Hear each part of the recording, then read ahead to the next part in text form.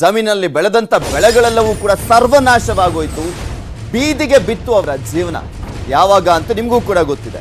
ಆ ನೆರೆ ಸಂತ್ರಸ್ತರಿಗೆ ಇನ್ನೂ ಕೂಡ ಸಿಕ್ಕಿಲ್ಲ ಪರಿಹಾರ.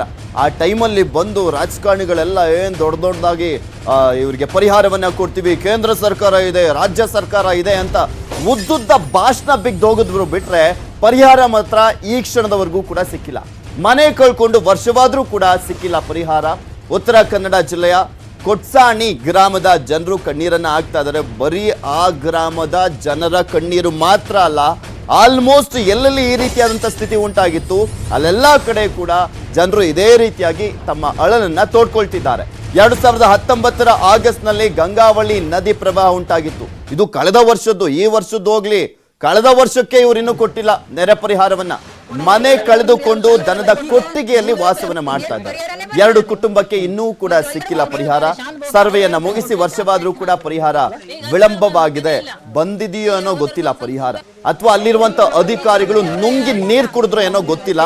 ಆದ್ರೆ ಈ ಕ್ಷಣದವರೆಗೂ ಕೂಡ ಅವರಿಗೆ ಪರಿಹಾರ ಮಾತ್ರ ಸಿಕ್ಕಿಲ್ಲ. ಹಕ್ಕುಪತ್ರ ಸಮಸ್ಯೆಯಿಂದ ಇನ್ನೂ ಕೂಡ ಸಿಕ್ಕಿಲ್ಲ ಪರಿಹಾರ. ನಮ್ದು ಹಳ್ಳ ಬಂದು ಕೊಚ್ಚೋಯ್ತು ಮನೆ ರೀ. ದೇವ್ ಹಟ್ಟೆಲಿದ್ದಾಗಿ ನಮ್ಮದು ಒಂದು ವರ್ಷ ಆಯ್ತು ಬಂತು, 1.5 ವರ್ಷ ಬಂತು. ಒಂದು ಬದಿಗೆ ದನ, ಒಂದು ಬದಿಗೆ ನಾವು ಇದೇ. ನಮ್ಮ ಮನೆಯವ್ರ ಹತ್ರ ದುಡುಕಾಗಲ್ಲ, ಏನಿಲ್ಲ. ನಾವು ಎಲ್ಲಿ ದುಡುರು ಇದೆ. ಒಬ್ರು ಯಾರು ಬಂದ್ರು ಸಹಾಯ ಏನು ಮಾಡ್ಲಿ, ಬಂದ್ರೆ ಹೋಗ್ತಾರೆ ಬರ್ತಾರೆ. ಇನ್ನೂ ನಮ್ಗೆ ಏನು ಪರಿಹಾರ ಸಿಕ್ಕಲಿಲ್ಲ ಸರ್. 1 ರೂಪಾಯಿ ಯಾರು ಸಹಾಯನೇ ಮಾಡಲ್ಲ ನಮಗೆ. ಹಳ್ಳ ಬಂದಿತ್ತಿಲ್ಲಿ. ಹಳ್ಳ ಬಂದು ನಮ್ಮ ಮನೆಯೆಲ್ಲ ಮುಳುಗಿ ಹೋಯ್ತು, ಕೊಚ್ಕೊಂಡು ಹೋಯ್ತು. ಕೊಚ್ಕೊಂಡು ಹೋದ್ರೆ ನಮ್ಗೆ ಜಾಗ ಇಲ್ಲ ಇರ್ಲಿಕ್ಕೆ. ಇಲ್ಲಿ ದನನ ಕೊಟ್ಟಿಗೆ ಇದ್ವು, ನಾವು ದನನ ಕೊಟ್ಟಿಗೆಯಲ್ಲಿ ಇದ್ವು. ಇಲ್ಲಿ ದನ ಒಂದು ಬದಿಗೆ ವಾಸ ಮಾಡ್ಕೊಂಡಿದ್ವು, ನಾವು ಒಂದು ಬದಿಗಿದ್ರು.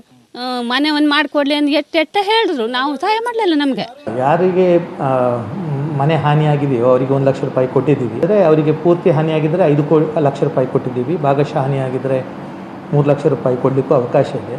ನಾನು ಎಲ್ಲಿಗೂ ಹೋಗಲ್ಲ, ಇಲ್ಲೇ ಇರ್ತೇನೆ ಅಂತ ಹೇಳಿದ್ರೆ ಅವನಿಗೆ 1 ಲಕ್ಷ ಸಿಗುತ್ತೆ.